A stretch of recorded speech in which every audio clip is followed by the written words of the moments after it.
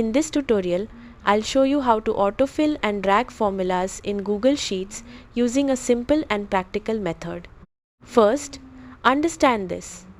Autofill lets Google Sheets automatically copy formulas or continue patterns. This saves you from typing the same thing again and again.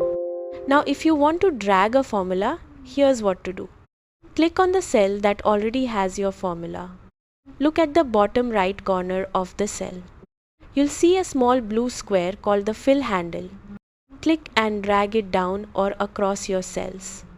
Google Sheets will copy the formula and adjust it automatically for each row. If you have a long list, here's a faster trick. Double-click the fill handle. The formula will automatically fill down the entire column.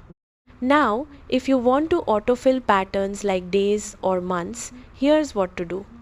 Type the first value like Monday or January. Click the cell and drag the fill handle down. Google Sheets will continue the sequence automatically. That's it. Autofill in Google Sheets helps you quickly copy formulas and create patterns, making your work much faster and easier.